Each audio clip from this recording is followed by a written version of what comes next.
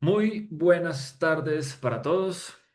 Escrito está, la meta de toda la ley y los profetas es Cristo, el Mesías, Jesús, Yeshua de Nazaret, para ser justificados a todo aquel que cree. Eso está en Romanos capítulo 10, verso 4. Hoy continuamos juntos este camino para descubrir en cada libro de la Biblia el Mesías de Israel con el único propósito de traer fe, esperanza y amor a millones de personas que están sedientas de la verdad y lo han estado a través de toda la historia. Si tú fuiste o aún eres una de esas personas sedientas, bienvenido, bienvenida a este camino que estamos recorriendo juntos. La Biblia, ya lo saben, 66 libros, alrededor de 40 autores en un periodo de alrededor de 1500 años, escritos durante ese periodo de 1500 años, con un mensaje que trasciende todas las épocas, demostrando que su autor intelectual está fuera de la dimensión del tiempo.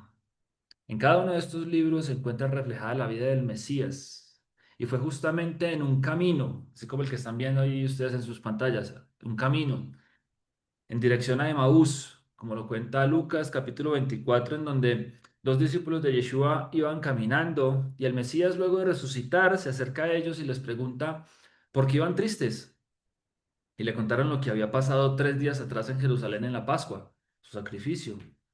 Y él les dice, qué faltos de comprensión son ustedes y qué lentos para creer todo lo que dijeron los profetas, todo lo que dijeron los profetas. Por eso es que dice el verso 27. Luego se puso a explicarles todos los pasajes de las Escrituras que hablaban de él, comenzando por los libros de Moisés y siguiendo por todos los libros de los profetas. Ese es el objetivo principal de este estudio. Por eso hoy continuamos con el libro de Números, libro 4 de 66. Versos introductorios, vamos a hablar de Oseas, capítulo 12, verso 10. Oseas, capítulo 12, verso 10 va a ser el versículo introductorio al estudio del libro de Números. Y dice, Oseas 12:10 dice, y he hablado a los profetas y aumenté la profecía, y por medio de los profetas usé parábolas, parábolas. Y recordemos que esta palabra parábolas ya la vimos incluso en estudios anteriores, que es la palabra tomé, y que significa que algo parecido, un paralelismo o algo similar, algo parecido, algo similar. Entonces, ¿qué quiere decir esto? Que no solamente el Señor nos muestra su plan a través de su palabra explícitamente hablando, sino también mediante historias paralelas o similares, y las hemos visto durante todo este estudio. Recordemos, por ejemplo, la historia de José de Egipto, una historia con bastantes similitudes a la historia del Mesías, la historia de Abraham e Isaac subiendo con su hijo, con madera en su espalda, su hijo subiendo con madera a su espalda para ser sacrificado. La historia, por ejemplo, de Sansón y la Filistea, por la cual él dio toda su vida precisamente por esta mujer filistea, esta mujer extranjera, y cómo Sansón da la vida por ella. Y muchas otras parábolas más, que incluso hoy vamos a ver otro montón más. Entonces vamos a ver cómo este libro de números tiene una cantidad de historias, paralelismos, incluso en lo que menos pensamos. Vamos a ver cómo este libro, que precisamente como su nombre en español lo tenemos números, tiene un poco de cifras, un poco de números, un poco de conteos, un censo. E incluso en eso vamos a encontrar al Mesías. Que sea el Señor el que nos ilumine, el que nos abra el pensamiento, nos abra los ojos y podamos verlo. Sea su espíritu a través de cada uno de nosotros para poderlo descubrir. Hemos visto en el libro de Génesis y como para romper un poquito el hielo y comenzar y empezar a hablar acerca del contexto que nos ha traído hasta el libro de Números, vimos cómo en Génesis el hombre pierde la comunión permanente con el Señor, ¿no? Andaban en el Edén, escuchaba y su palabra estaba en todo lugar, pero el hombre pierde esa comunión, se declara esa guerra entre la serpiente y la mujer, entre la descendencia de la serpiente y la descendencia de la mujer, pero vemos cómo el Señor tiene un plan y es restaurar esa relación a través de una familia, no de una iglesia, no de un conjunto de personas, no de una religión. Él tiene el propósito de restaurar la relación con el ser humano a través de una familia, la familia de Abraham, la familia de Isaac y la familia de Jacob, de la cual, lo sabemos todos, nacería finalmente el que aplastaría la cabeza de la serpiente al final, ¿cierto? Vimos como en el libro del Éxodo, Dios libera al pueblo de estos sistemas del mundo. Precisamente Él no quiere que ellos sean un sistema, ellos simplemente quieren que sean la bendición a todas las familias de la tierra y ordena la reconstrucción del tabernáculo. Comienza la restauración del jardín de Edén. Comienza precisamente, y por eso vemos en el tabernáculo, y leíamos hoy que a propósito, y hago el comercial para todos los que deseen también conectarse a las transmisiones que estamos haciendo de la lectura, de la escritura, que son bastante edificantes. Hoy en la lectura a mediodía estábamos leyendo las medidas exactas del tabernáculo. Entonces vimos cómo precisamente el Señor a través del tabernáculo lo que desea es volver a restaurar su relación con el hombre, iniciar esa restauración, empezando por su presencia. Entonces hace como una miniatura del jardín de Edén y la pone en medio de todo el pueblo. Y después vemos en el libro de Levíticos cómo Dios nos da una lista de recetas que si la empezamos a seguir van a conseguir restaurar nuestra relación con Él y nos va a apartar, nos va a santificar para Él. Entonces ahora con el tabernáculo en medio del pueblo vamos a ver cómo el Señor les dice que se organicen alrededor del tabernáculo. Y vamos a ver que hasta ese orden tiene un sentido espectacular. Como cuando vimos, por ejemplo, las genealogías y todos esos nombres, ¿cierto? Uno puede decir, bueno, pero estos nombres qué? ¿Qué nombres tan enredados? ¿Qué nombres tan largos? Y hablamos de las genealogías cuando estamos viendo el libro de Génesis, pero incluso dentro de las genealogías estaba el plan del Señor, el plan eterno del Señor. Desde el principio Él nos dejó el final. Y de la misma manera vamos a ver que el libro de Números contiene muchos, muchos paralelismos. El libro de Números comienza en su capítulo 1, verso 1, dice, habló el Señor a Moisés en el desierto de Sinaí, en el tabernáculo de reunión, en el día primero del mes segundo, en el segundo año de su salida de la tierra de Egipto, diciendo, tomad el censo de toda la congregación de los hijos de Israel por sus familias, por las casas de sus padres, con la cuenta de los nombres, todos los varones por sus cabezas. De 20 años arriba, todos los que pueden salir a la guerra en Israel, los contaréis tú y Aarón por sus ejércitos.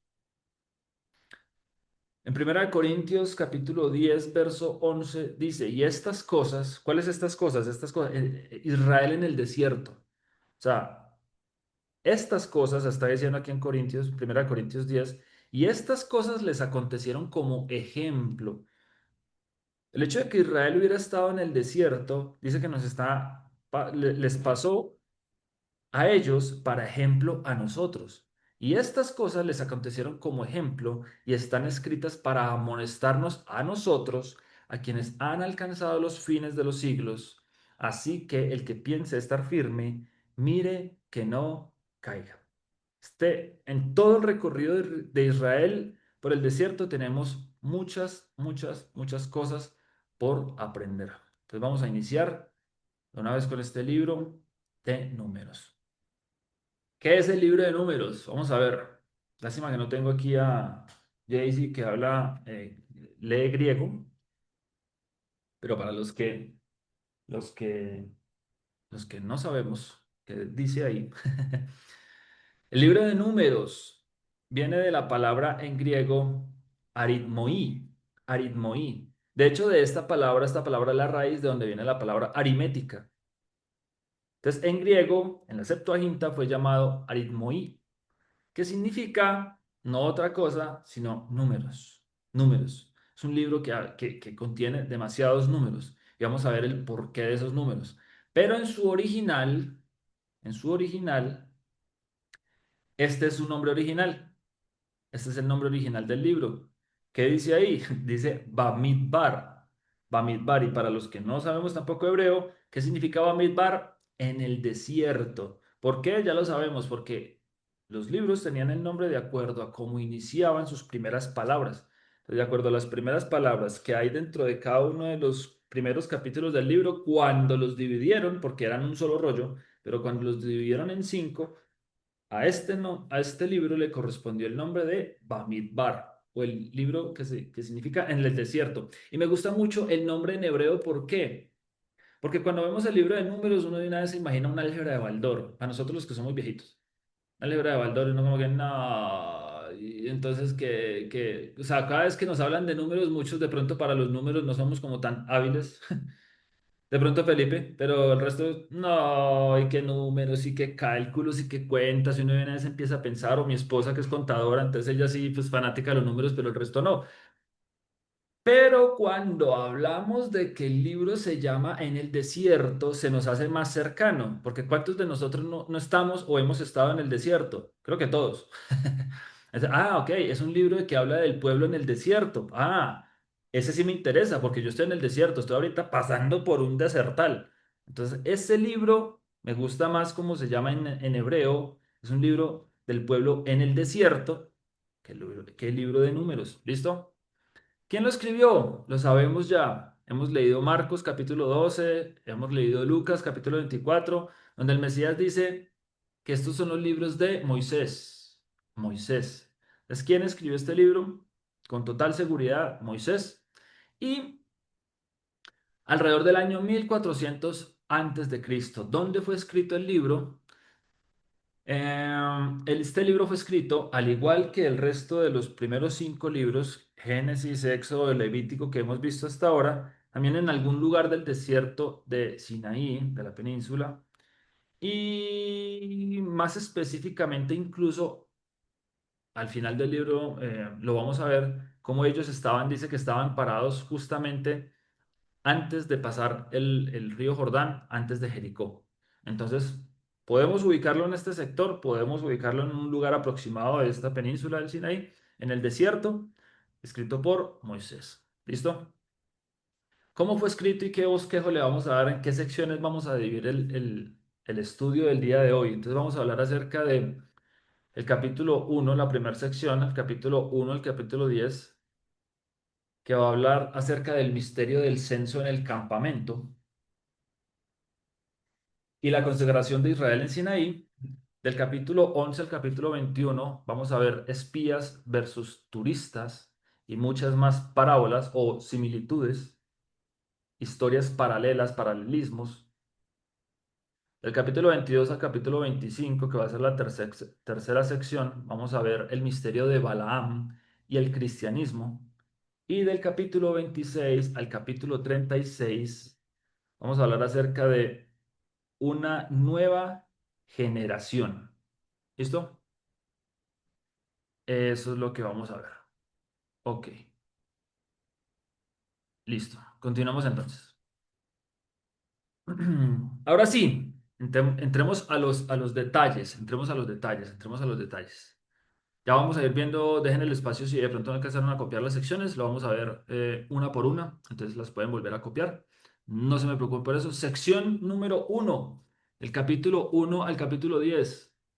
El misterio del censo en el campamento y consagración de Israel en Sinaí. Entonces, como les decía, el libro de Números es un libro que comienza con un censo y empieza a decir de cada una de las tribus cuántos hombres mayores de 20 años listos para la guerra habían.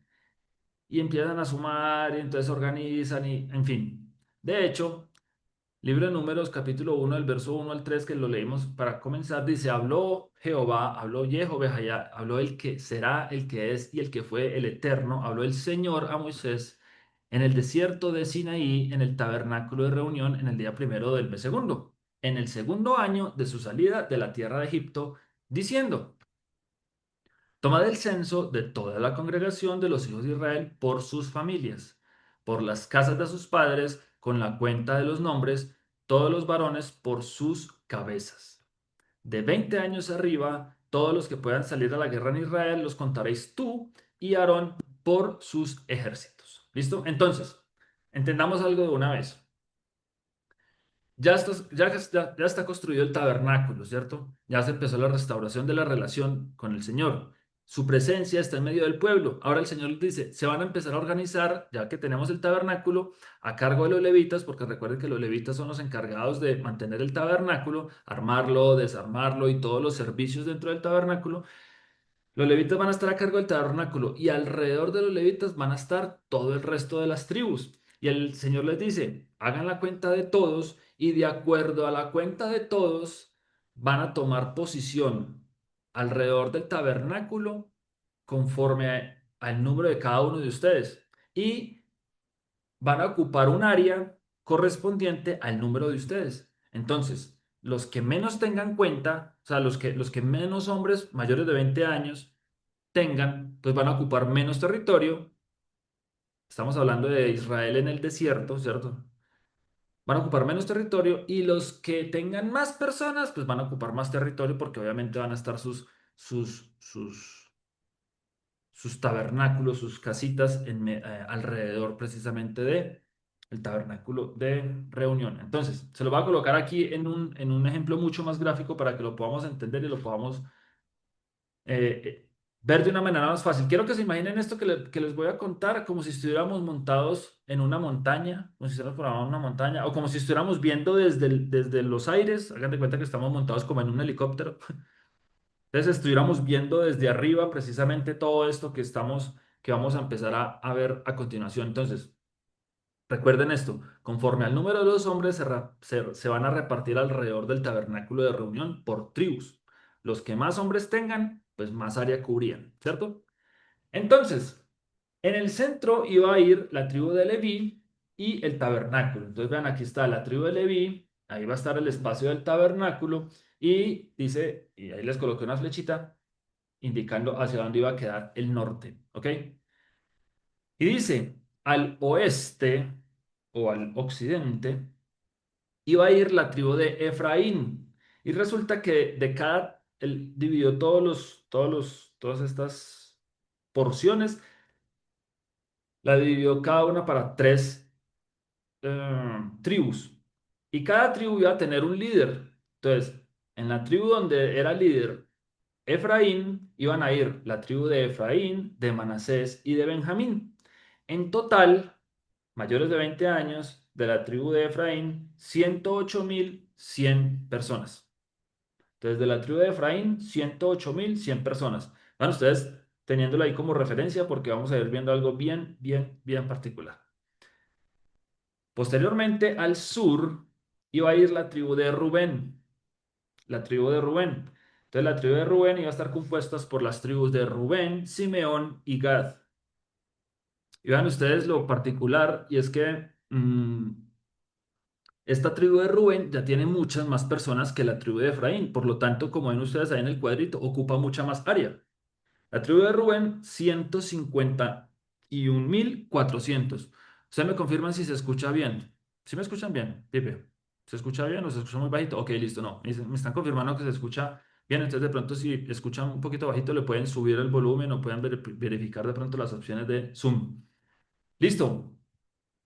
Eh, continuamos. La tribu de Dan. Vean que la tribu de Dan estaba ubicada al norte del tabernáculo. De la tribu de Dan tienen 157.600 hombres. Vean lo particular y es que Efraín tiene 108.000, Rubén 151.000 y Dan 157.000. O sea, entre Rubén y Gad hay una cantidad de hombres muy cercana, hay una cantidad de hombres muy similar. Pero la de Efraín sí es un poquito más reducida. Recuerden que estamos viendo, o sea, si estuviéramos viendo el campamento, como desde un helicóptero, lo estaríamos viendo tal cual está ahí. El tabernáculo con Dan al norte, Rubén al sur y al occidente Efraín. Y resulta que al oriente estaba la tribu de Judá.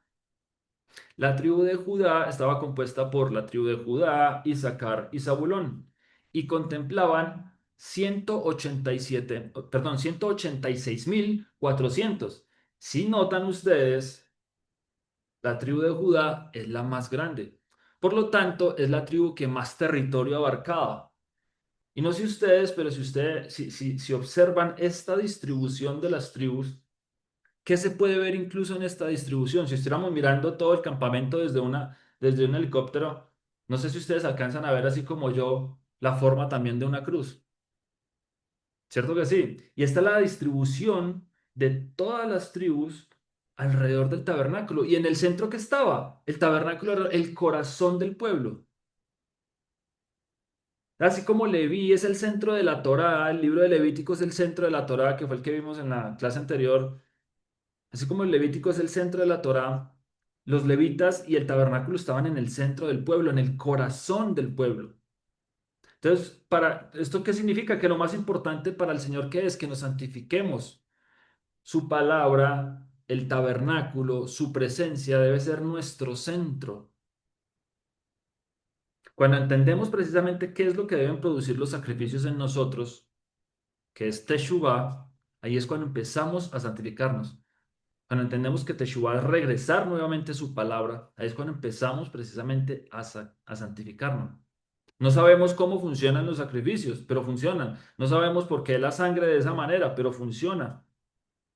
Quita el corazón de piedra y pone uno de carne. Por eso es que en Romanos 10:4 me encanta cuando dice, porque el fin de la ley, el propósito, la evidencia de que de la ley, ¿qué es? El Mesías, Cristo. Vea, hasta en la disposición de las tribus está precisamente el Mesías.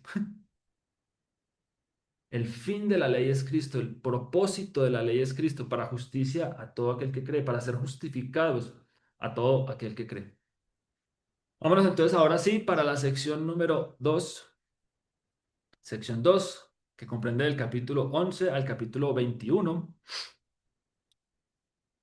Vamos a ver espías versus turistas y aún más palabras. Leemos Números capítulo 13 del verso 1 al 2.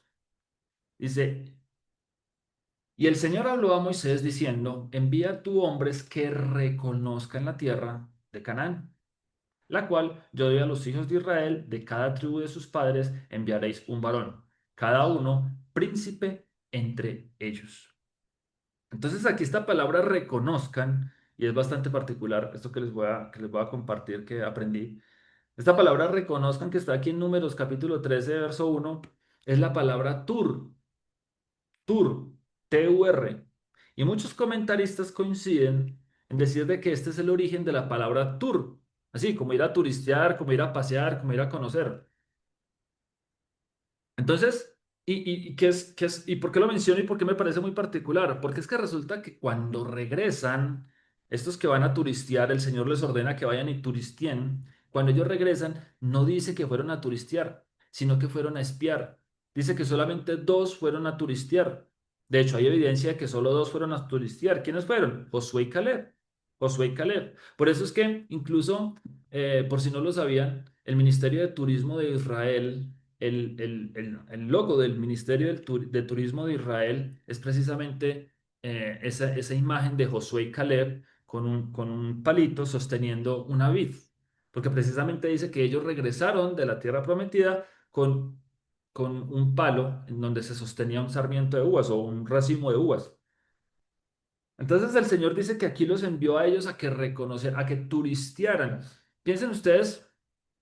¿Cuál es la actitud de un turista? El turista mantiene maravillado, ¿cierto? Eso le toma fotos a todo. Piensen ustedes cuando han ido de paseo a un lugar muy bonito, a un lugar nuevo que ustedes no conocen, ustedes van con ojos de turista y ustedes le toman foto a todo. Que hay que un poste, que una pared, que hay un perro y puede que no viva rodeado aquí de perros donde uno vive. Pero cuando uno va de turista, uno le toma foto al chandosito, así esté más pulgoso que el que uno tiene de vecino, pero es que es un perro. Es un perro de aquí extraño, es un perro que no conocía, es un perro que nunca había visto en mi vida en este lugar porque estoy conociendo también, ¿cierto? El espía, perdón, el turista va con esos ojos, va maravillado, ¡ay, qué bonito! Miren estos árboles, ¡oh, el amanecer! ¡Oh, el atardecer!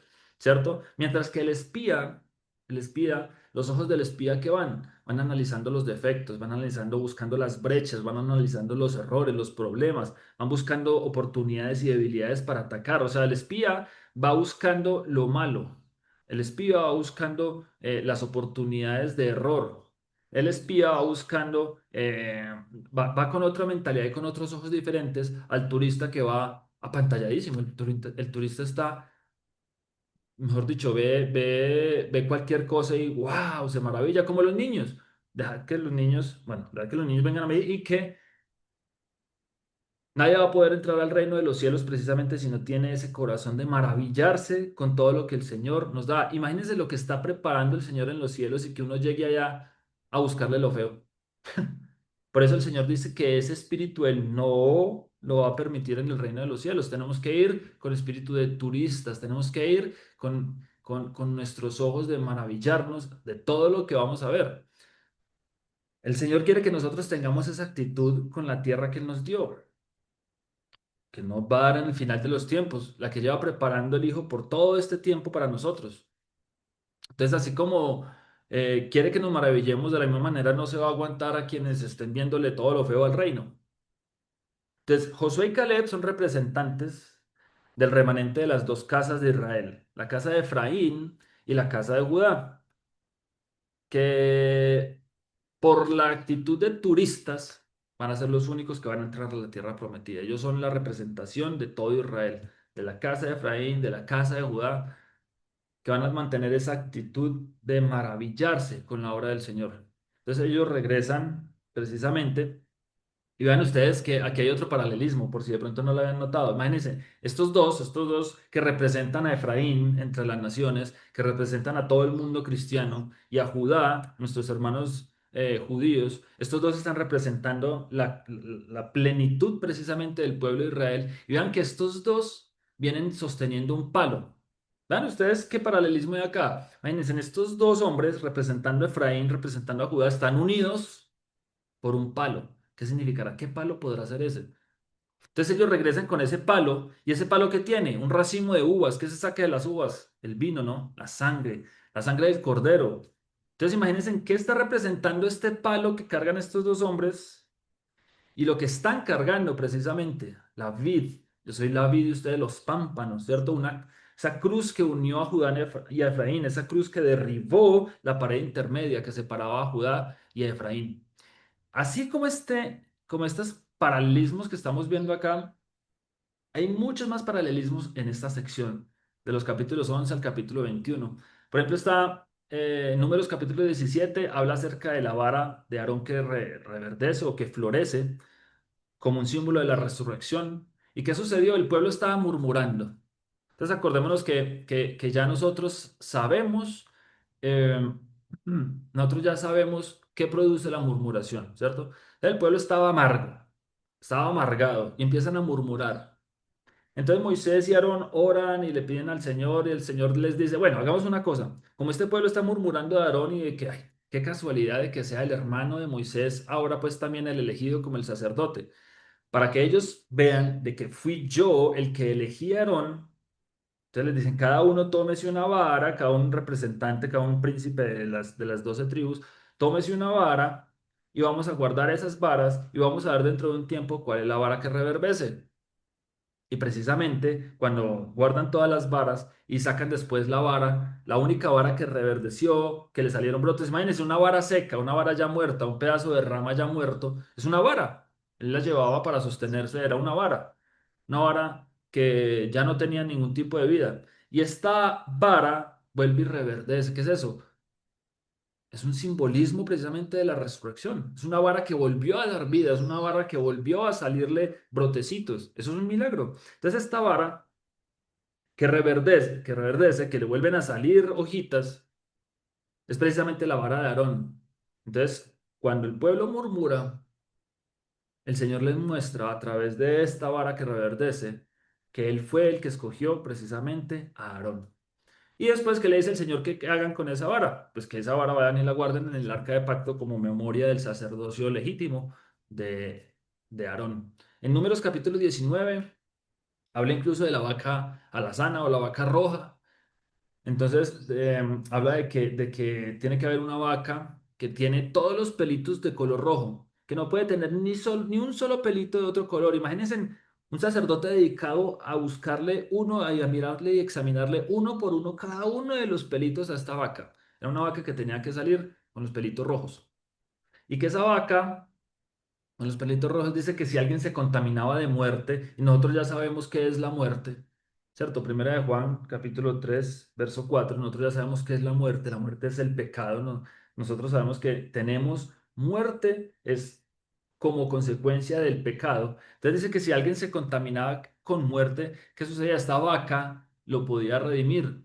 En Hebreos, capítulo 9 verso 13 al 14, incluso hay un comentario acerca de esto que dice, porque si la sangre de los toros y de los machos cabríos y las cenizas de la becerra rociados a los inmundos santifican para la purificación de la carne, y esta becerra que está hablando aquí es precisamente esta vaca la sana, las cenizas de la becerra rociadas a los inmundos, a los que están muertos, a los que están apartados por su pecado, santifican para la purificación de la carne, cuánto más la sangre de Cristo, el cual mediante el Espíritu Eterno se ofreció a sí mismo sin mancha a Dios, limpiará vuestras conciencias de obras muertas para que sirváis al Dios vivo.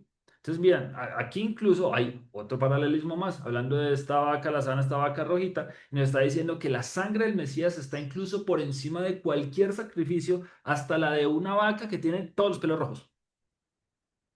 Nos sigue hablando incluso más parábolas, más similitudes en esta sección. Por ejemplo, cuando habla acerca del agua, el agua de la roca. Eh, se los voy a leer aquí en Números capítulo 20, del 1 al 13, y si quieren me pueden acompañar. Llegaron los hijos de Israel, toda la congregación, al desierto de Sin en el mes primero, y acampó el pueblo en Cades. Y allí murió María, Miriam, y allí fue sepultada la hermana de Moisés. Y dice, y porque no había agua para la congregación, se juntaron contra Moisés y Aarón. Y habló el pueblo contra Moisés diciendo, otra vez murmuración, ojalá hubiéramos muerto cuando perecieron nuestros hermanos delante del Señor. ¿Por qué hiciste venir la congregación del Señor a este desierto para que muramos aquí nosotros y nuestras bestias? ¿Y por qué nos has hecho subir de Egipto para traernos a este mal lugar? Vean lo que estaba haciendo la amargura de ellos. No es lugar de cementera, de higueras, de viñas, ni de granadas, ni aun de agua para beber. Y se fueron Moisés y Aarón de delante de la congregación a la puerta del tabernáculo de reunión y se postraron sobre sus rostros. Y la gloria del Señor apareció sobre ellos. Y habló el Señor a Moisés diciendo, toma la vara y reúne la congregación, tú y Aarón tu hermano, y hablad a la peña a vista de ellos. Hablad a la peña a vista de ellos. Y ella dará su agua, y le sacará aguas de la peña, y darás de beber a la congregación y sus bestias. Entonces, recordemos cómo en un momento Moisés ya había golpeado la roca, ¿cierto? Ya sabemos que la roca es Cristo. Entonces, en un momento Moisés ya había golpeado la roca por orden del Señor. Pero en esta ocasión el Señor le está diciendo, háblale a la peña, háblale a la roca. El Señor no está enojado, con el pueblo no está enojado. Pero por el otro lado, Moisés sí está ya cansado, está ya llegando al final de su vida, está cargando con todo el pueblo, está cansado, se le acaba de morir su hermana, ¿cierto? Más bien el enojado sí es Moisés. Él sí está un poquito más enojado. Por eso continúa diciendo, entonces Moisés tomó la vara de delante del Señor, como él le mandó, y reunieron Moisés y Aarón a la congregación delante de la peña y les dijo, oíd ahora, rebeldes, ¿os hemos de hacer salir aguas de esta peña? Entonces alzó Moisés su mano y golpeó la peña con su vara 2 veces. Y salieron muchas aguas y bebió la congregación y sus bestias. Moisés golpeó 2 veces. El Señor le dijo, háblale. Y él lo que hizo fue golpearla 2 veces. Recordemos, si la roca es Cristo, Cristo no puede ser golpeado más de una vez. Moisés precisamente estaba quitando, o sea, básicamente Moisés dañó el paralelismo.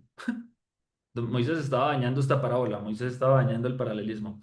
Y el Señor dijo a Moisés y a Aarón, por cuanto no creísteis en mí para santificarme delante de los hijos de Israel, por tanto, no meteréis esta congregación en la tierra que les he dado. Entonces son las aguas de la rencilla por las cuales contendieron los hijos de Israel con el Señor, y él se santificó en ellos. Primera de Corintios verso 10, perdón, capítulo 10, verso 1 al 4 dice, porque no quiero, hermanos, que ignoréis que nuestros padres todos estuvieron bajo la nube y todos pasaron el mar y todos en Moisés fueron bautizados en la nube y en el mar y todos comieron el mismo alimento espiritual y todos bebieron la misma bebida espiritual porque bebían de la roca espiritual que los seguía y la roca era Cristo. Una similitud más. Eh, capítulo 21 precisamente. Y es que el pueblo, la risa, el pueblo vuelve a murmurar una vez más. Este libro no debería llamarse libro de números, sino de las murmuraciones, porque otra vez el pueblo vuelve a murmurar. ¿Y para qué, para qué ellos murmuran? Para darnos ejemplo. El pueblo murmura y el Señor envía serpientes ardientes, dice el texto. Envió serpientes ardientes o serpientes venenosas. Entonces el pueblo le dice a Moisés que interceda por ellos. Y el Señor entonces le ordena hacer una imagen de una serpiente de bronce. Incluso, recuerden ustedes, el mandamiento es no te hagas imagen. Incluso el Señor le ordena a Moisés en esta ocasión que vaya en contra de ese mandamiento de no hacer imágenes y les haga una imagen de una serpiente de bronce.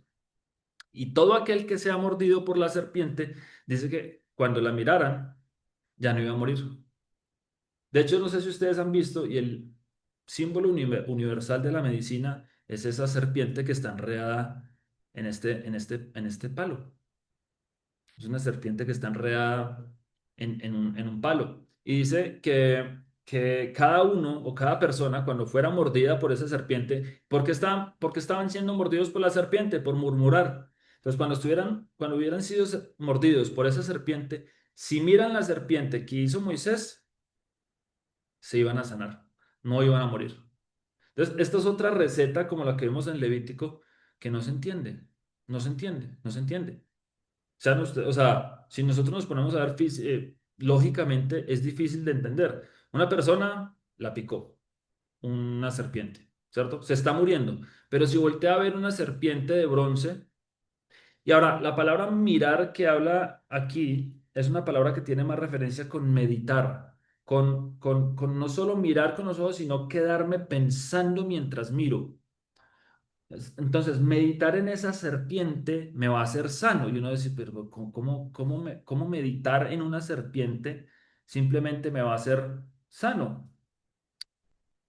Piensen ustedes en este momento, en esta escena. ¿Qué pensaba un israelita que acabó de salir de Egipto al ver una serpiente? ¿Qué creen ustedes que meditaba? ¿Qué creen ustedes que les traía a la mente a los israelitas ver una serpiente en un palo? Precisamente en el jardín del Edén, ¿cierto? Y entonces, ¿qué podría estar pensando este israelita? Venga, mis padres desobedecieron a causa de la serpiente y la serpiente ahora me mordió por haber murmurado, o sea, yo por estar murmurando, la serpiente ¡pin! Me picó. Y ¿para qué o sea, ¿para qué creen ustedes que el Señor les pide que mediten en eso? ¿Para qué creen ustedes que simplemente con mirar esa serpiente y meditar en eso? ¿Para qué mirar la serpiente y meditar en el jardín del Edén les va a servir a ellos? Precisamente para que hagan ellos teshuva, para que ellos regresen, para que dejen de murmurar. Imagínense, mis padres pecaron a causa de la serpiente y yo, por estar murmurando, me picó la serpiente y me voy a morir. Menos mal tengo una serpiente de bronce que me lo recuerda y la veo y medito en ella para recordar que mis padres cayeron a raíz de la serpiente y yo tengo que alejarme de la murmuración. Eso es lo que tienen que hacer los sacrificios, llevarnos a nosotros a entender precisamente el propósito, lo que hay detrás. No sabemos cómo funciona, no sabemos el Señor cómo lo hace, no sabemos lógicamente incluso hasta cómo explicarlo, pero sabemos que funciona. Por eso está el comentario en Juan capítulo 3. Dice del verso 1 al verso 18. Había un hombre de los fariseos que se llamaba Nicodemo, un principal entre los judíos. Nicodemo, Nicodemo. Imagínense en esto, es un hombre fariseo, es uno de los israelitas, pero tiene un nombre griego que significa victorioso. viene el origen de esto, es la raíz Nike, así como los tenis Nike, Nike. Es la misma raíz, Nike. Y precisamente viene, el nombre de Nicodemo viene de ese griego. Es un nombre griego puesto a un nombre israelita. Qué curioso, particular. Sigamos leyendo. Dice, este vino a Jesús de noche y le dijo, Rabí, sabemos que has venido de Dios como maestro, porque nadie puede hacer estas señales que tú haces si no está Dios con él. Viene de noche a Jesús. ¿Qué es la noche? Ya sabemos, es la ausencia de la luz, es donde no hay luz. Y también ya sabemos por el Salmo 119 qué es la luz, ¿cierto? Entonces, váyanse imaginando ustedes, él viene a Jesús de noche, en un contexto aquí sin luz, incluso como en Génesis capítulo 1, antes de que la luz entrara, como lo estamos viendo en Génesis capítulo 1, que la luz entró al plano terrenal, pero ya existía desde el principio, como está escrito en el Evangelio de Juan. Y sigue diciendo, para que ustedes se vayan contextualizando. Mira, respondió Jesús y le dijo, quiero que lo vean así como de pronto yo lo vi en su momento cuando lo estaba estudiando. Respondió Jesús y le dijo, de cierto te digo, que el que no naciere de nuevo no puede ver el reino de Dios. Nicodemo le dijo, ¿cómo puede un hombre nacer siendo viejo? ¿Puede acaso entrar por segunda vez en el vientre de su madre y nacer? Respondió Jesús, de cierto te digo, que el que no naciere de agua y del espíritu, agua y espíritu, como en Génesis. Recuerden, el espíritu del Señor revoloteaba sobre la faz de las aguas, agua y espíritu. Entonces ven que aquí le está hablando Jesús prácticamente del Génesis a él. De cierto os digo que el que no naciere de agua y del espíritu no puede entrar en el reino de Dios. Lo que es nacido de la carne, carne es. Y lo que es nacido del Espíritu, Espíritu es. No te maravilles de que te dije, os es necesario nacer de nuevo. Entonces, ¿quién es el que trae el orden en el Génesis? ¿Cierto? Veíamos que en Génesis, en el principio, creó Dios los cielos y la tierra estaba desordenada. Y después dice que el Espíritu del Señor se movía sobre la faz de las aguas. ¿Y quién empieza a darle orden a esa creación? Dios. ¿A través de qué? De su palabra. A través de su palabra. Entonces, aquí Jesús le está diciendo, básicamente lo que ya nació de la carne, pues, hombre, carne es. Pero el nacimiento del Espíritu, ¿de quién depende? El nacimiento del Espíritu solo y exclusivamente depende del Señor.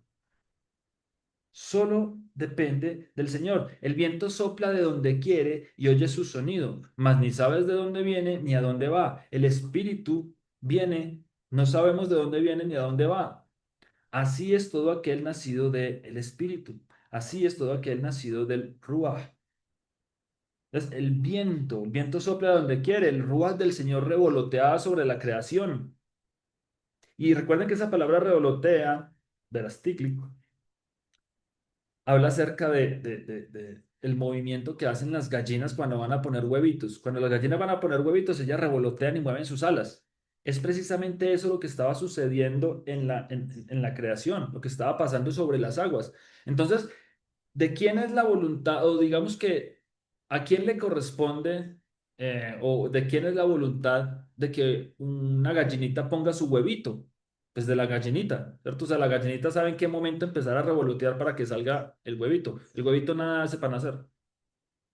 De la misma manera, el Señor nos está diciendo, nacer del Espíritu no depende de ustedes. El que nace del Espíritu nace es por voluntad del Señor, de nuestro Padre Celestial. Nacer de nuevo no depende de nosotros, depende de Él. Entonces respondió Nicodemo y le dijo, ¿cómo puede hacerse esto? Respondió Jesús y le dijo, ¿eres tú maestro de Israel y no sabes esto? De cierto te digo, que lo que sabemos hablamos y lo que hemos visto testificamos, y no recibís nuestro testimonio. Si os he dicho cosas terrenales y no creéis, ¿cómo creeréis si os dijere las celestiales? Nadie subió al cielo, sino el que descendió del cielo, el Hijo del Hombre, que está en el cielo.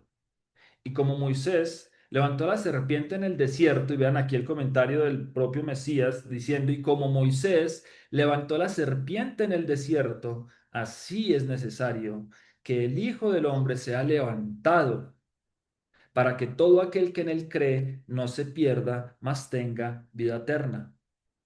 El que ve al Hijo levantado, y este es incluso difícil de entender. Lo que decíamos, la receta que no entendemos.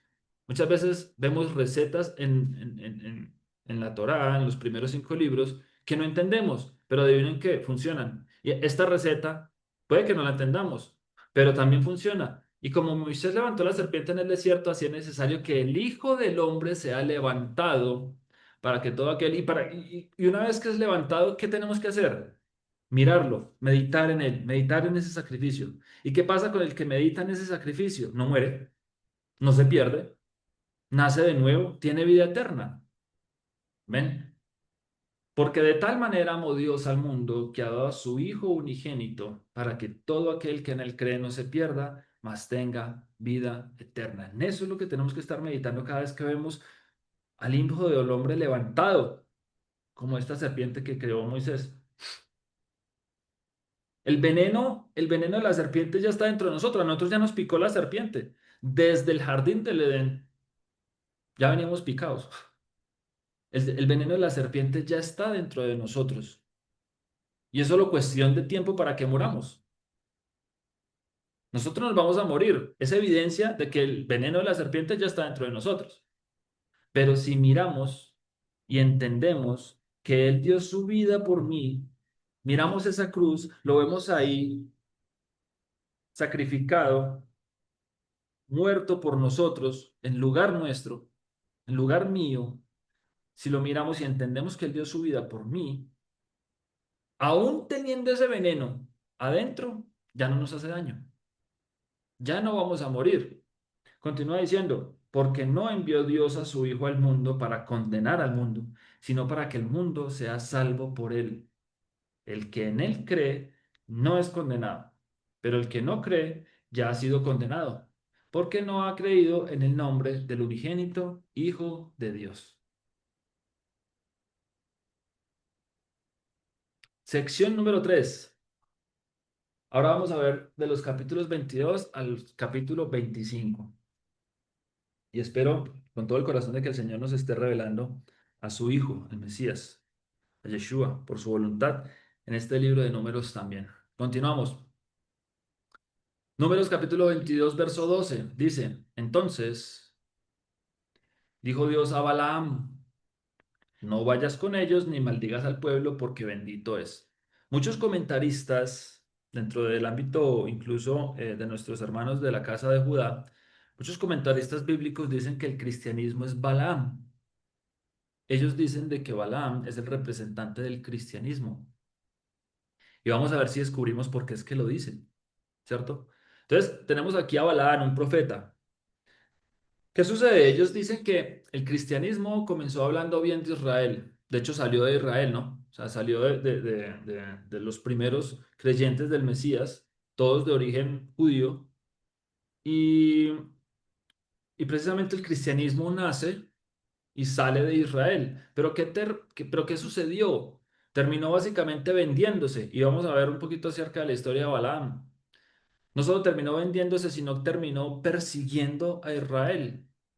Balaam, la palabra Balaam, hay varias, hay opiniones divididas acerca del significado de Balaam. Uno de los significados es Bilam en hebreo, Bilam. ¿Qué significaría Am? Sabemos que es pueblo. Bil es destructor. Entonces, básicamente, Bilam sería como el destructor o el perseguidor del pueblo. También se traduce como un extranjero, como alguien que no es del pueblo. Entonces piensen ustedes a ver si de pronto quiero que ustedes vayan uniendo las piezas de esto que vamos a ver a continuación de esta sección, que es bastante interesante, y van ustedes uniendo esas piezas a ver si al final también entienden como yo y se maravillan como yo de todo lo que el Señor tiene en solamente incluso el libro de números, perdón. Entonces, ¿qué sistema religioso habla maravillas de la estrella de Jacob, del descendiente de Jacob que salvaría a todas las naciones? Hay un sistema religioso que habla en nombre de esa estrella de Jacob. pero se le volteó al pueblo. Se le volteó al pueblo de la estrella de Jacob. Se le volteó al pueblo de Jacob. Los persiguió y los sigue persiguiendo. Entonces, van ustedes entendiendo un poquito de qué estamos hablando. Balac, un rey, le pide precisamente a este hombre, Balaam, que es bueno, se conoce como profeta, pero en realidad era más como un adivino, como un brujo. Entonces Balac le pide a Balaam que maldiga a Israel por la fama de ellos. Balac ya sabía lo que había pasado en Egipto. Balac ya sabía lo que pues, la fama de ellos tuvo que haber corrido por toda la tierra. Entonces, claro, Balaam ya sabía, perdón, Balac ya sabía lo que el Señor le había hecho a los egipcios y cómo había liberado a Israel. Y claro, ve que ellos vienen hacia él y contrata a Balaam para que maldiga al pueblo de Israel. Entonces, al contratar a este brujo para maldecir a Israel, le empezó a ofrecer dinero por montones, le empezó a mandar cosas, le empezó a mandar regalos, le empezó a mandar dinero, lo mandó a buscar varias veces. Entonces dice que este hombre va y le pide permiso a Dios. Entonces vean ustedes lo interesante, o sea, es un hombre que a pesar de que está en un contexto de brujería, un contexto más bien como oscuro, va incluso le pide, reconoce el poder del Señor y va y le pide permiso para ir. Por eso está en Números capítulo 22 donde dice, entonces dijo Dios a Abraham, no vayas con ellos ni maldigas al pueblo porque bendito es. O sea, el Señor le dice, no. Y Balaam otra vez, Señor, pero mira, lo que pasa es que, ay, deme permiso para ir. Yo voy y no me porto mal. ¿Qué le dice el Señor? No. No, pero mira que es que me están enviando, que es que vea, o sea, Balaam estaba viendo la cantidad de cosas que le estaban enviando, todos esos regalos, lo estaban mandando a recoger en Mercedes-Benz, o sea, el hombre estaba con escoltas y todo, ¿cierto? Bueno, ustedes viendo por qué el pueblo de Judá dice que Balaam es el cristianismo. Entonces estaban enviándolo con escoltas y con carros carísimos y de lujo y con todo de lujo y estaban prometiendo dinero y le estaban prometiendo de todo. Si maldecía a Israel, y Balaam le ruega y le pide al Señor, le dice, por favor, déjeme ir, dame chance para ir, por favor, dame permiso. El Señor le dice, no, no, no. Y ahora vamos a conocer entonces cuál es el misterio que encierra Balaam y cuál es el misterio de la burra de Balaam. Números 22, 21 al 30, porque generalmente nos cuentan la historia de la burra y uno parece como si fuera una historia como de, no sé, como un cuento de fábulas o un cuento ahí todo extraño de que un burro estaba hablando y bueno, en fin, nos suelen contar a veces la historia de la burra de Balaam como, sí, como un cuento para dormir. Pero vamos a ver cuál es el misterio que esconde el Señor incluso detrás de esta historia de la burra de Balaam. Números capítulo 22, verso 21 al 30 dice, Balaam se levantó por la mañana y enalbardó su asna y fue con los príncipes de Moab, o sea, ensilló el asna, le colocó el asna. Finalmente, Balaam decidió ir, le insistió al Señor, el Señor le dijo que no. Y Balac le mandaba y le mandaba más dinero, le mandaba y le mandaba más cosas. Balaam le sigue insistiendo al Señor, el Señor le dice que no, pero a la final tomó la decisión de ir, incluso en contra de la voluntad del Señor. Entonces vamos a ver cómo termina esta historia. Y la ira de Dios se encendió porque él iba. Ya le había dicho que no. La ira de Dios se encendió porque él iba. Y el ángel del Señor se puso en el camino por adversario suyo. ¿Quién es el ángel del Señor? Recuerden que Malaquías dice que el ángel del Señor iba a venir después del anunciador, de Juan el Bautista. Entonces Yeshua. Yeshua mismo se pone en el camino, dice, como adversario suyo. Iba pues el montado sobre su asna y con él dos criados suyos. ¿Se acuerdan como la historia de Abraham? Que también llevaba dos criados y que iba Abraham y que iba Isaac, que tenían dos testigos o dos criados. ¿Verdad? También este hombre iba con dos criados suyos, con dos testigos. Iban ahí camino. Y dice, y el asna vio al ángel del Señor, vio a Yeshua que estaba en el camino con su espada. ¿Quién es el ángel? Vean, el ángel con la espada con su espada en su mano, y se apartó el asna del camino e iba por el campo. ¿Qué es el campo? El mundo. Porque ¿qué es el camino? La palabra, ¿cierto? ¿Se acuerdan que ya hemos visto Salmo 119? El camino es la palabra del Señor. Yo soy el camino, la verdad y la vida. Yo soy la Torah escrita, yo soy la Torah viva, la Torah viviente, yo soy la palabra del Señor que recobró vida, que se encarnó delante de ustedes. Entonces, precisamente dice que se apartó el asna del camino e iba por el campo, se fue por el mundo. El asna se fue por el mundo, esta burra se fue por el mundo, se apartó de la palabra del Señor, se apartó del camino. Continúa diciendo, entonces azotó Balaam el asna para hacerla volver al camino. El Señor está usando aquí un profeta falso, o un profeta extraño, un profeta que su propósito incluso es acabar con esta asna, y ya lo vamos a ver a continuación. ¿Para qué? Para que la burra vuelva al camino. Entonces, vea, el Señor está utilizando profetas falsos para que la burra vuelva al camino.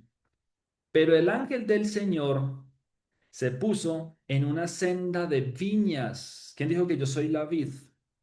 ¿Quién dijo yo soy la vid? Mira, una senda de viñas. El ángel del Señor Yeshua se puso en una senda de viñas que tenía pared a un lado y pared al otro. O sea, no había escapatoria. Aquí ya no hay escapatoria. Y viendo el asna del ángel del Señor, dice que se pegó a la pared, o sea, no teniendo incluso escapatoria, aún así no quiere estar ahí en la viña, no quiere estar delante de la presencia del Señor, no quiere, no quiere, no quiere, y se aparta y dice que se pegó a la pared y apretó contra la pared el pie de Balaán y él volvió a azotarla. Entonces, cuando el asna se empieza, cuando el asna incluso se está alejando otra vez del camino, se pega a la pared, aunque ya no hay más escapatoria. No quiere estar ahí, pero ya no hay más escapatoria. Ahí es donde le toca estar. ¿Qué pasa? Aprieta el pie de Balaán, aprieta el pie del profeta, le hace doler a este profeta falso. Cuando la burra vuelve al camino, cuando la burra vuelve a Yeshua, cuando los que somos burras volvemos a Yeshua, eso le duele al falso profeta, eso le duele al que quiere destruir. Dice, y él volvió a azotarla. Obviamente, hay que azotarla porque quiere volver al camino. Continuemos. Dice, y el ángel del Señor pasó más allá y se puso en una angostura. O sea, ya no solo es una pared, ya es una angostura. Ya es angostura, un camino angosto, como el reino de los cielos, ya es un camino angostísimo, donde no había camino para apartarse ni a derecha ni a izquierda. Vamos a ver ahora, ni a derecha ni a izquierda puede irse la burra. Y viendo el asna al ángel del Señor, se echó debajo de Balaán. Y cuando dice que se echó debajo de Balaán, ustedes háganse la imagen de ustedes mental. Un hombre debajo de una burra, la burra se echa. O sea, básicamente la burra lo que hizo fue postrarse delante del ángel del Señor, de Yeshua. Y viendo el ángel, perdón, y viendo el asna al ángel del Señor, se echó, se postra delante de Yeshua. Y dice que Balaán se enojó y azotó al asna con un palo. O sea, ya el enojo fue mayor al verla a los pies de Yeshua. ¿Cómo así? Si yo soy su profeta, yo soy el que le da palabra, usted tiene que depender es de mí. Yo soy su salvador. Cuando el Señor dijo, el único salvador, el único puente que hay, la única manera que todos los hombres pueden regresar nuevamente al Padre es mediante mi sangre. Solo hay un mediador entre los hombres y Dios, y soy yo, dijo el Señor, Yeshua, el Mesías. Y viendo el asna, perdón, sí, viendo el asna, a Yeshua se echó debajo de Balaam, se inclinó delante de Yeshua, y Balaam se enojó y azotó al asna con un palo. Entonces el Señor abrió la boca del asna. Entonces, aquí hay un comentario que me parece muy bonito, y es que dice que una de las principales diferencias de nosotros con los animales es que el Señor nos dotó a nosotros de lenguaje, de un lenguaje en donde podemos, como decía ahorita Jay antes del estudio, abre mis labios y mi boca cantará tu alabanza, como está escrito en el Salmo también. El Señor nos permite a nosotros abrir nuestra boca porque tenemos lenguaje. ¿Para qué? ¿Para qué es nuestra boca? Eso nos hace diferente a los animales. Entonces, imagínense ahora este animal teniendo la misma habilidad de los hombres, ¿qué va a decir un animal que está agachado, postrado delante del ángel del Señor? ¿Para qué habla? Pues para hablar palabra del Señor. Entonces el Señor abrió la boca al asna, la cual dijo a Balaam, ¿qué te he hecho que me has azotado estas 3 veces? Y Balaam respondió al asna, porque te has burlado de mí. Ojalá tuviera espada en mi mano que ahora te mataría. ¿O sea, no les parece curioso que no se asustó? No, no se asustó. Ahí no dice que se asustó. De una vez le respondió al asna, porque te has burlado de mí. ¿Qué pasa? Dice, ojalá tuviera espada en mi mano que ahora te mataría. Balaán estaba tan ardiente en ira de ver el asna inclinada frente a Yeshua. Y quiero que ustedes lo lleven al punto al que quiero llegar. Balaán estaba indignadísimo porque estaba viendo como esta burra está hablando palabra del Señor. Suena mejor, así. Suena mejor. Entonces, ni siquiera se asusta por escuchar palabra del Señor, sino que por el contrario, lo que causa en él es más enojo. Y dice, ojalá tuvieran mi espada en mi mano, que ahora te mataría. ¿Qué es lo que busca ese profeta? Matar. Un profeta falso que busca matar al pueblo. No le importa sino el servicio del pueblo. Vean lo que responde. Y el asna dijo a Balaam, ¿no soy yo tu asna? Sobre mí has cabalgado desde que tú me tienes hasta este día. He acostumbrado a hacerlo así contigo. Entonces, hay comentaristas que dicen que esa palabra cabalgado tiene más referencia con, o comentan que incluso se cree que Balaam cometía bestialismo con esta burra, o sea, abusaba de ella, fornicaba con esta burra. Entonces, imagínense, Baal abusando de esta burra, abusando de esta asna. Y en este momento el asna se está dando cuenta de que incluso siendo abusada, siendo de servicio para este profeta falso, y el profeta falso estaba literalmente usándola para su propio beneficio, porque le está demostrando aquí que si tuviera una espada la mataría, o sea que ella no vale absolutamente nada para este profeta falso. No vale absolutamente nada. Abusó de ella y ella pensando que ese profeta falso de pronto la amaría, la cuidaría, la quiere. Lo que está dándose cuenta aquí la burra es que no soy nada para él, no significo nada para él, solamente me quiere por el beneficio de él, solamente me quiere para abusar de mí. Ahora sí, Jeremías capítulo 31 verso 18 al 22 dice, escuchando, he oído a Efraín que se lamentaba. Me azotaste, vean otra vez, me azotaste y fui castigado como novillo indómito. Conviérteme. Señor, ya no quiero ir tras mis amantes, ya no quiero ir tras los profetas falsos que abusan de mí. Conviérteme y seré convertido porque tú eres el Señor mi Dios. Porque después de que me aparté tuve arrepentimiento y después que reconocí mi falta, herí mi muslo y la pierna de Balaam. Me avergoncé y me confundí, porque llevé la afrenta de mi juventud. Era una burra, era una asna abusada. Llevé la afrenta de mi juventud. ¿No es Efraín hijo precioso para mí? ¿No es niño en quien me deleito? Pues desde que hablé de él, me he acordado de él constantemente. Por eso mis entrañas se conmovieron por él. Ciertamente tendré de él misericordia, dice el Señor.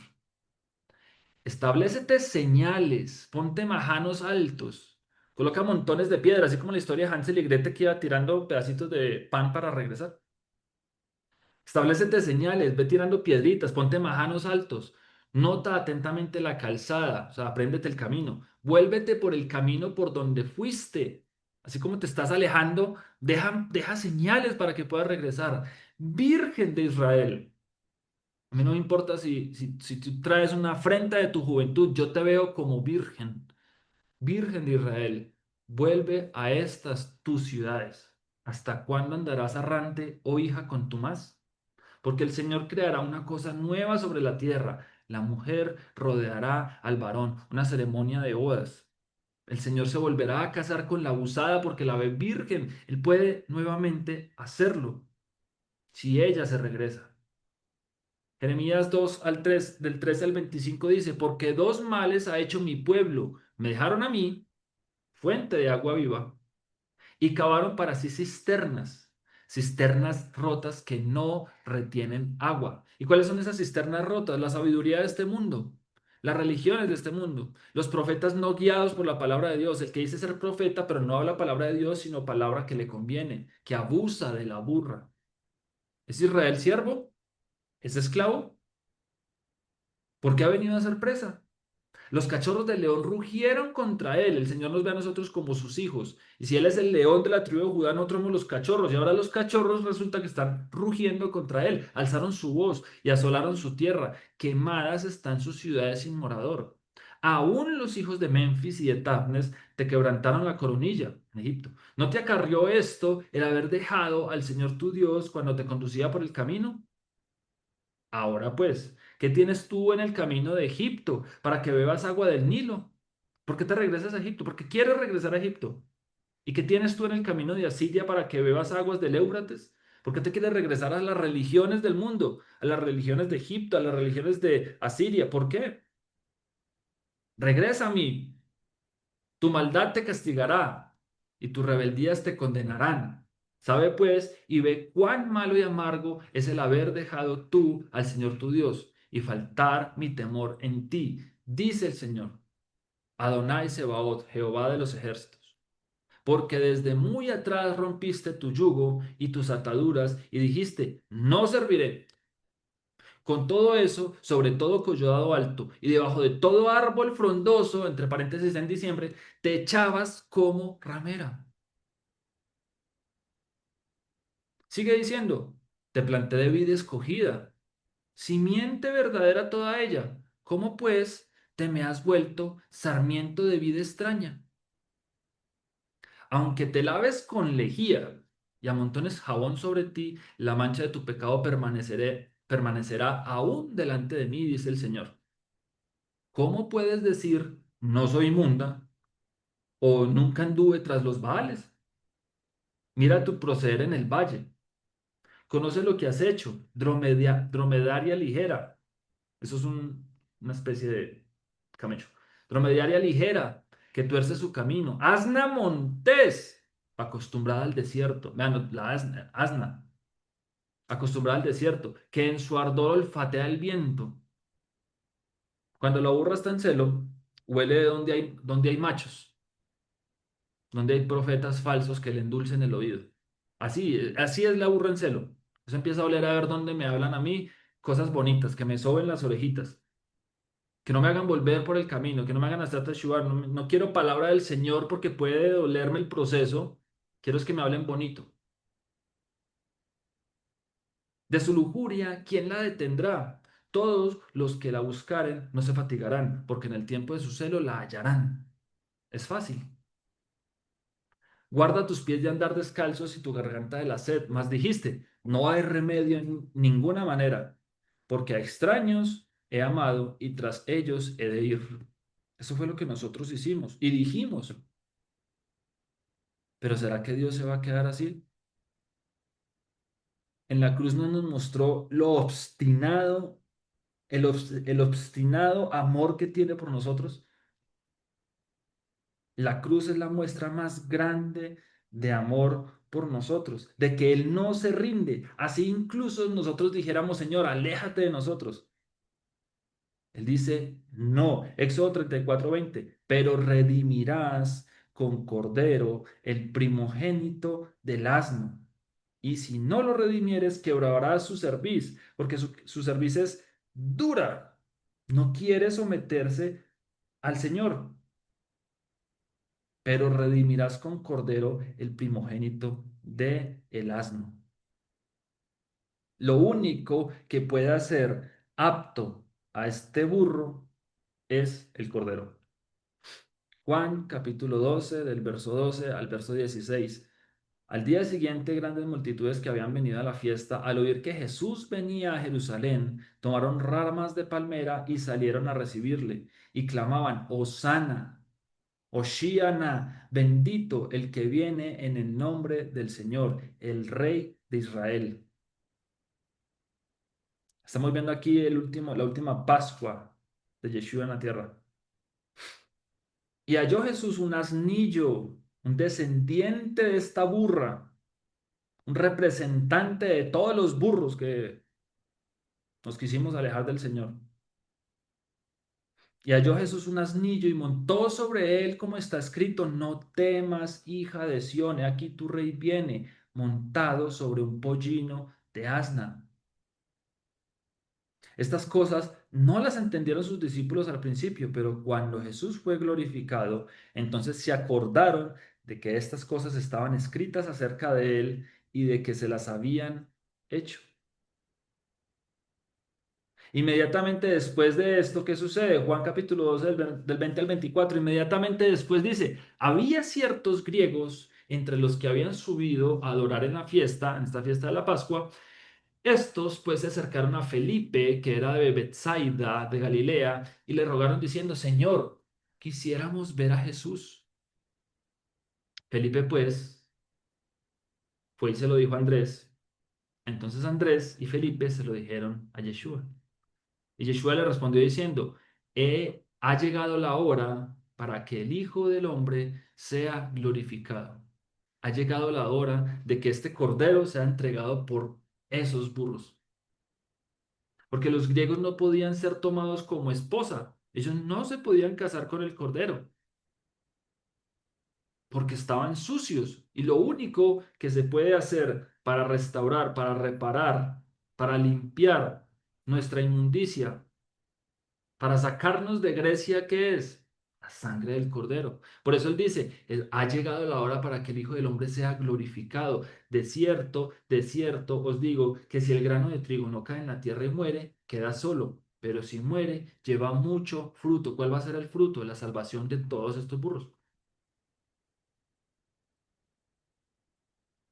Zacarías 9, el 9 al 17 dice, Alégrate mucho, hija de Sión, da voces de júbilo, hija de Jerusalén. He aquí tu rey vendrá a ti, justo y salvador, humilde, y cabalgando sobre un asno, sobre un pollino, hijo de asna, descendiente de esta asna. Esta es la que está siendo golpeada por este profeta falso. Y de Efraín destruiré los carros y los caballos de Jerusalén, y los arcos de guerra serán quebrados, y hablará paz a las naciones, y su señorío será de mar a mar, y desde el río hasta los fines de la tierra. Y tú también por la sangre de tu pacto serás salva, y yo he sacado tus presos de la cisterna en que no hay agua. Sacó los presos de esa cisterna, de esos sistemas del mundo en donde no hay agua viva, donde no hay palabra del Señor. De allá sacó los presos.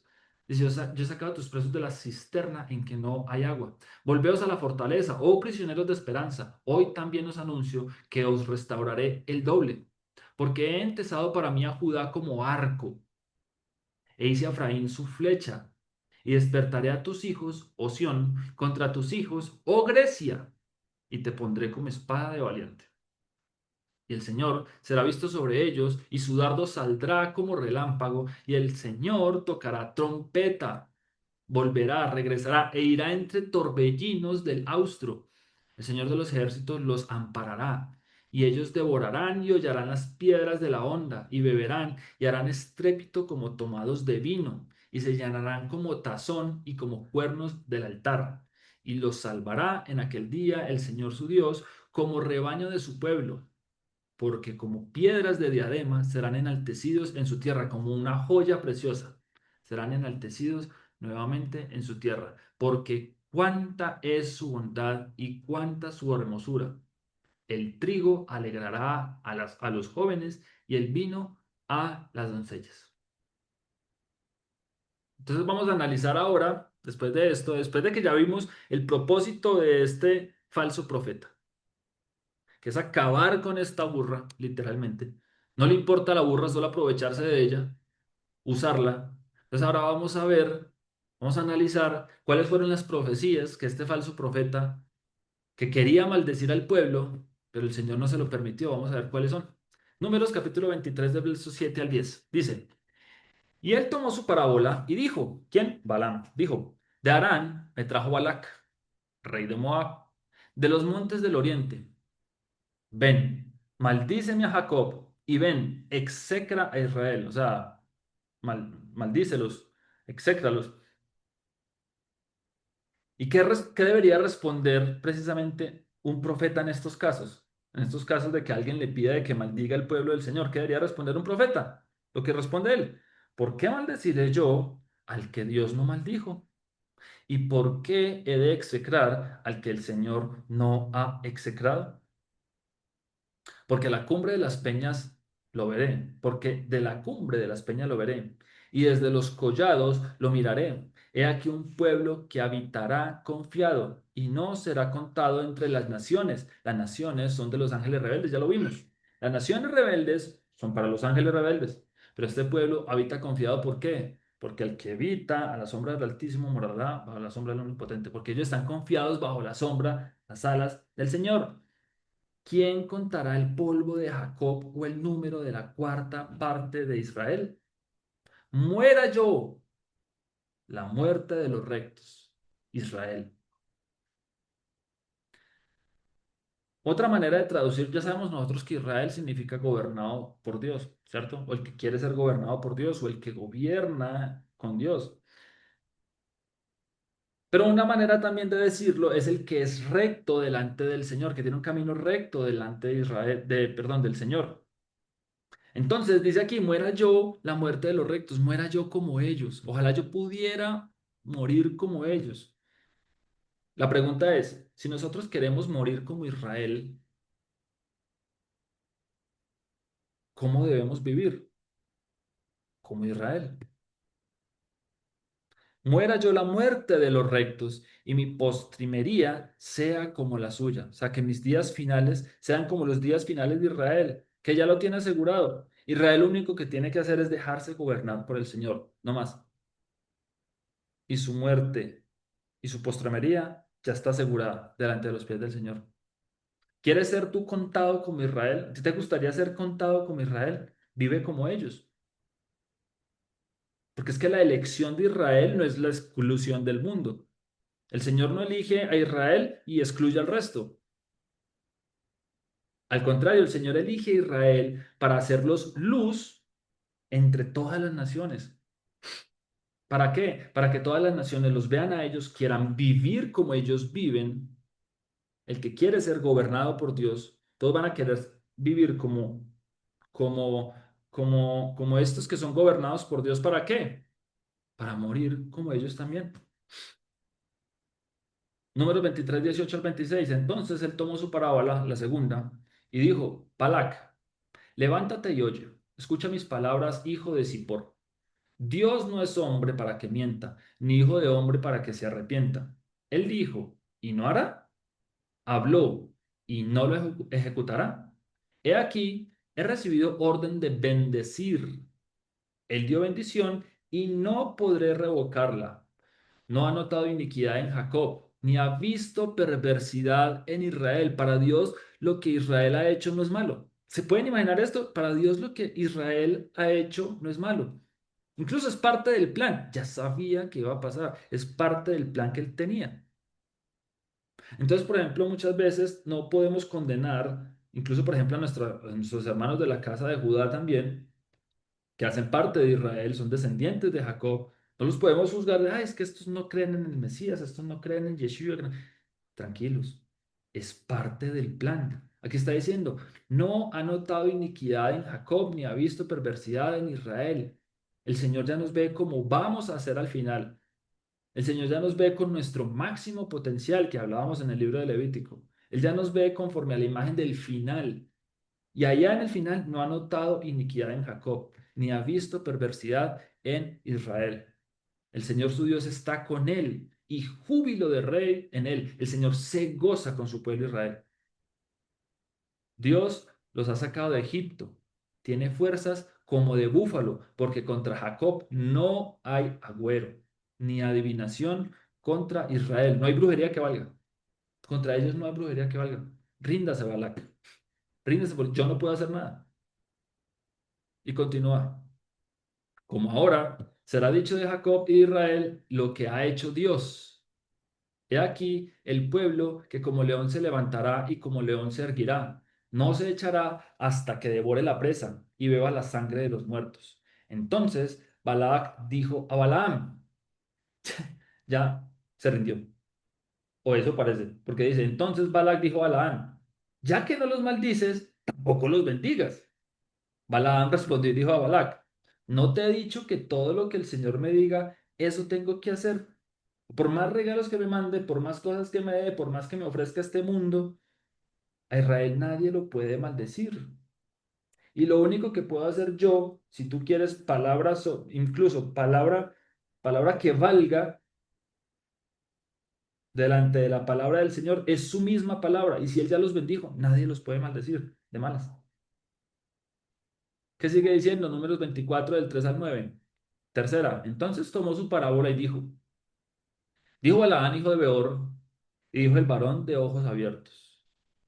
Dijo el que oyó los dichos de Dios, el que vio la visión del Omnipotente, caído, pero abiertos los ojos.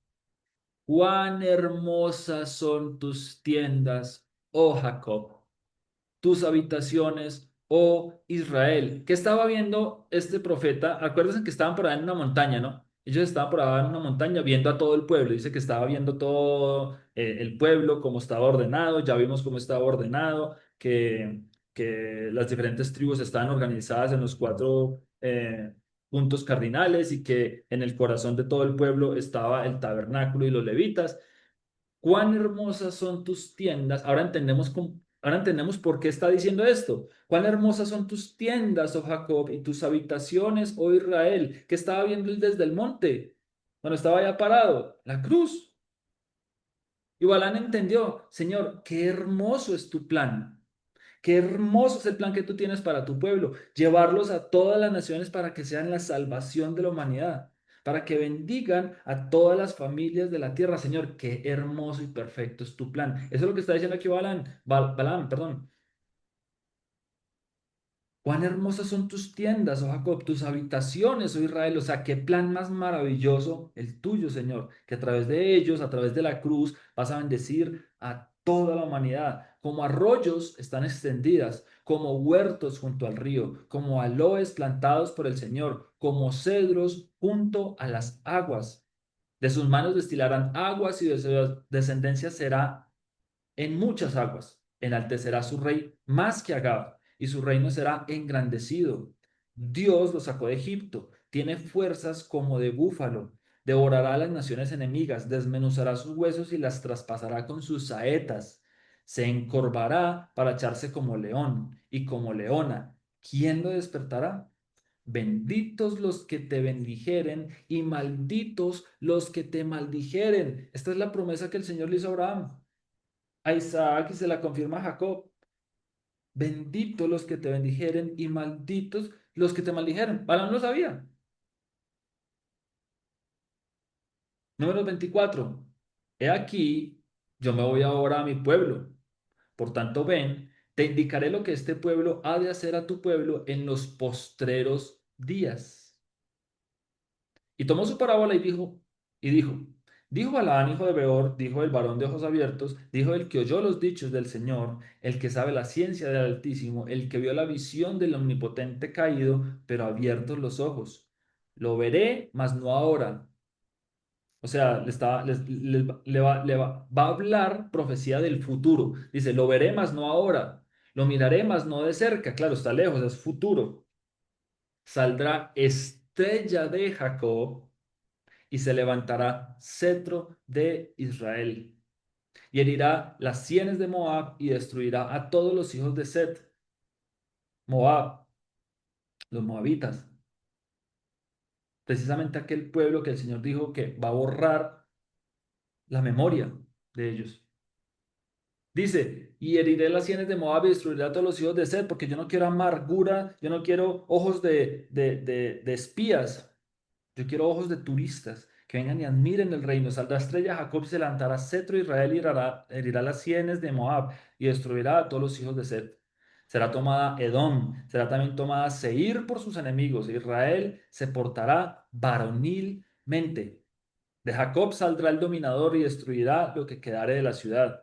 Y viendo a Amalek, tomó su parábola y dijo, Amalek, cabeza de naciones. ¿Qué era lo que quería Amalek? Ser poderoso sobre todas las naciones. Es un representante de Edom.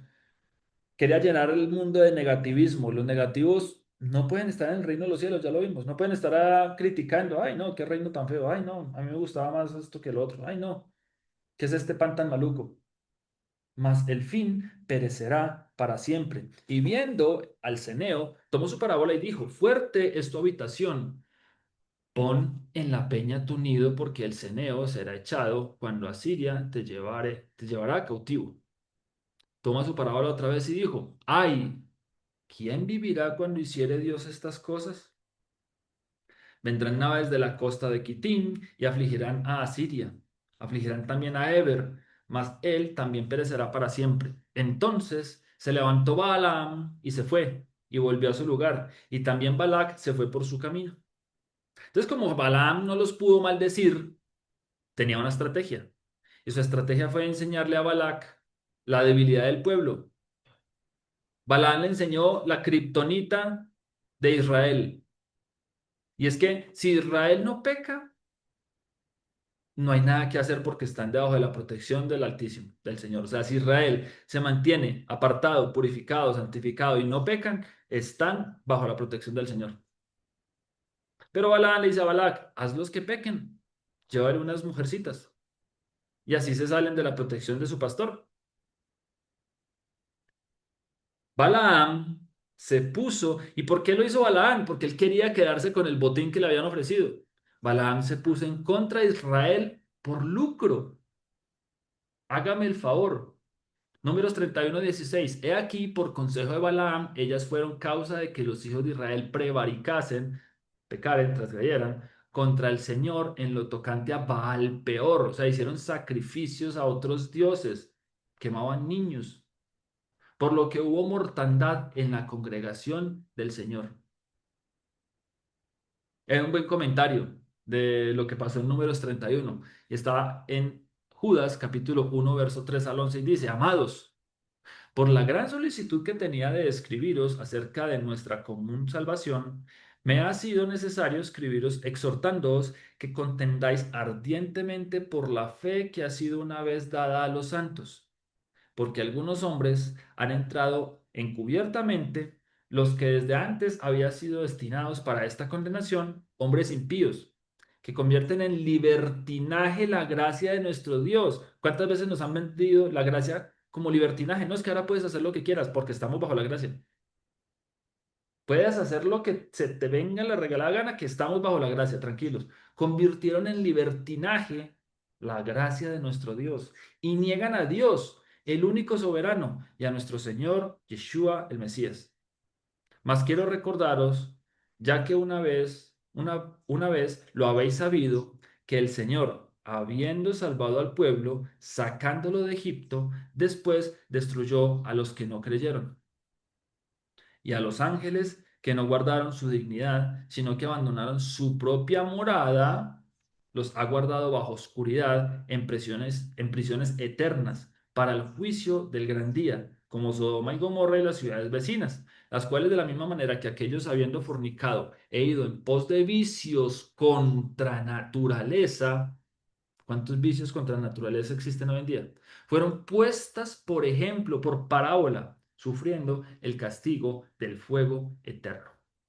Continúa diciendo, no obstante, de la misma manera también estos soñadores mancillan la carne, rechazan la autoridad y blasfeman de las potestades superiores. Pero cuando el arcángel Miguel contendía con el diablo disputando con él por el cuerpo de Moisés, no se atrevió a proferir juicio de maldición contra él, sino que dijo, el Señor te reprenda. Pero estos blasfeman de cuantas cosas no conocen, y en las que por naturaleza conocen, se corrompen como animales irracionales. Hay de ellos porque han seguido el camino de Caín y se lanzaron por lucro en el error de Balaam y perecieron en la contradicción de Coré. Gente como animales irracionales, como Balaam, codiciosos, que se fueron tras ganancias financieras que le ofrecieron para maldecir al pueblo, para servir de piedra de tropiezo al pueblo del Señor.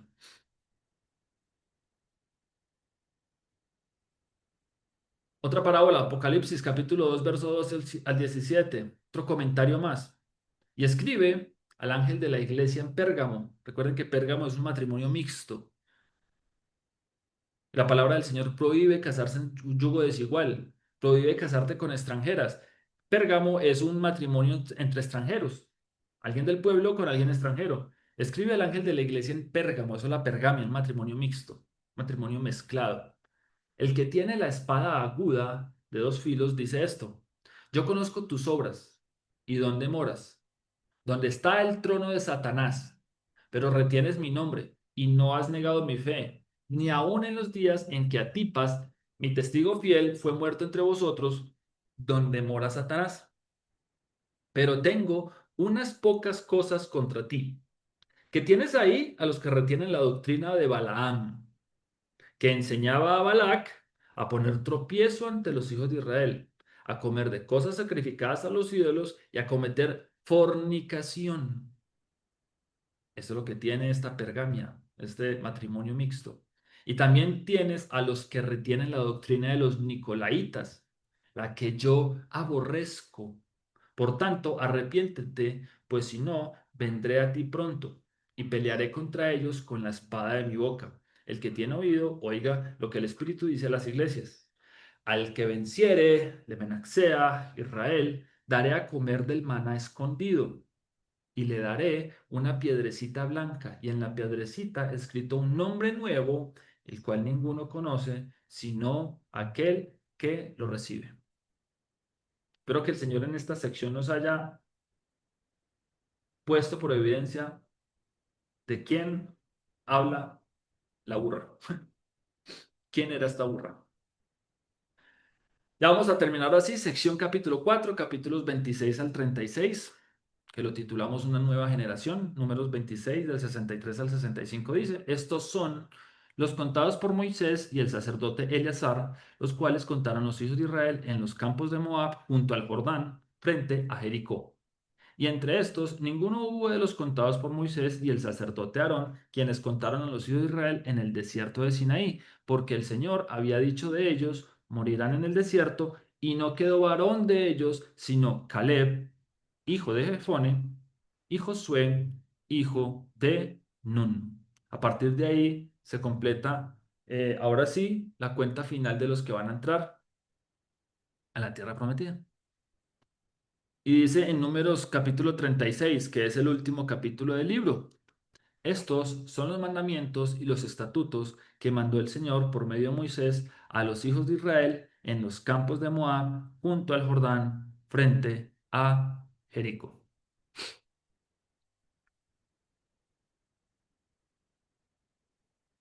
vamos a orar y antes de eso les voy a leer un texto que nos va a ayudar mucho para esta oración. Y está precisamente en el libro de Números, que es el que estábamos viendo hoy. Números capítulo 21, del verso 4 al 9, y dice: después partieron del monte de Hor, camino del Mar Rojo, para rodear la tierra de Edom, y se desanimó el pueblo por el camino. Y habló el pueblo contra Dios y contra Moisés: ¿por qué nos hiciste subir de Egipto para que muramos en este desierto? Pues no hay pan ni agua, y nuestra alma tiene fastidio de este pan liviano. Y el Señor envió entre el pueblo serpientes ardientes que mordían al pueblo, y murió mucho pueblo de Israel. Entonces el pueblo vino a Moisés y dijo: hemos pecado por haber hablado contra el Señor y contra ti. Ruega al Señor que quite de nosotros estas serpientes. Y Moisés oró por el pueblo. Y el Señor dijo a Moisés: hazte una serpiente ardiente y ponla sobre un asta, y cualquiera que fuere mordido y mirare a ella, vivirá. Y Moisés hizo una serpiente de bronce y la puso sobre un asta, y cuando alguna serpiente mordía a alguno, miraba a la serpiente de bronce y vivía. Deseo en serio de todo corazón que hayamos tenido hoy mucha revelación. Hemos comido ya el pan de vida y creo que estamos saciados. Cumplamos el mandamiento que dice en Deuteronomio capítulo 8 verso 10: comerás, te saciarás y bendecirás al Señor por la buena tierra y por el sustento. Bendito eres tú, Señor, Padre amado. Gracias, Señor, por esta tarde, Señor, que nos permites alimentarnos de tu palabra, aquella que no nos dará nuevamente hambre, aquel agua de vida, Señor, que podemos tomar infinitamente. Gracias a ti, Señor. Gracias a tu Hijo, Padre. Gracias que podemos, Señor, ver a tu Hijo en la cruz, meditar, Señor, en su sacrificio, Señor, entender que es mediante ese sacrificio que podemos tener vida eterna, Señor. Porque así como fuimos picados por la serpiente, Señor, así como nuestros padres estuvieron en Edén y desde allí, Señor, comenzó esta guerra.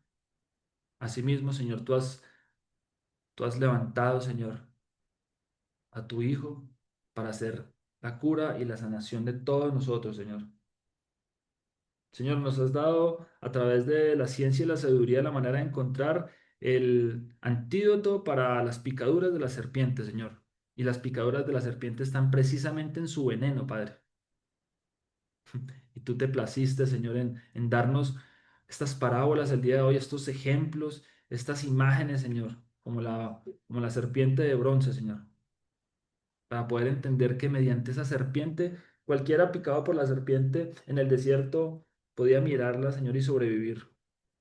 Asimismo, Señor, tú le hiciste parábola y ejemplo hacia nosotros que nos ha alcanzado a los finales de los siglos, Señor, para entender y ver en la cruz, Padre, la maldición que merecíamos todos nosotros, Señor, para muerte eterna. Pero Él, Señor, traspasado, humillado, Señor, voluntariamente se entregó por cada uno de nosotros, Padre. Permítenos meditar en esa cruz todos los días, Señor, acordarnos de eso cada día de nuestras vidas, Señor, porque es lo que nos va a permitir, Señor, entender el propósito final de ese sacrificio. Y es poder alcanzar la salvación y la vida eterna, Señor, a tu lado. Porque más vale un segundo, Señor, en tu presencia que 1000 años fuera de ella, Señor. Te pedimos que sigas abriendo nuestros ojos y que nos acompañes, Padre, en estos 62 libros que tenemos por delante, porque si tan solo los 4 primeros ya nos han hablado, Señor, queremos ser testigos de lo que tiene el resto de tu palabra, Señor, para nosotros, porque la suma de tu palabra es verdad. Gracias te damos y en el nombre de tu Hijo amado Yeshua oramos para tu gloria, para la gloria tuya. Amén y amén. El versículo para la siguiente clase, el texto a memorizar, quiero que lean todos conmigo, por favor. Números 21:9. Dice, y Moisés hizo una serpiente de bronce y la puso sobre un asta. Y cuando alguna serpiente mordía a alguno, miraba a la serpiente de bronce y vivía. Lucas capítulo 24, verso 27 dice, luego se puso a explicarles, como hoy, que el Señor nos ha explicado tantas maravillas a través del libro de los números. Luego se puso a explicarles todos los pasajes de las Escrituras que hablaban de él, comenzando por los libros de Moisés y siguiendo por todos los libros de los profetas, porque escrito está, el camino del Mesías a través de 66 libros. Deseo que Él nos dé el entendimiento para que comprendamos las Escrituras y nuestro corazón arda mientras Él nos habla y nos guía en su camino. Nos vemos en la siguiente sesión, a la misma hora y por el mismo canal si es su voluntad. Que el Señor les bendiga y les guarde. Shalom, shalom.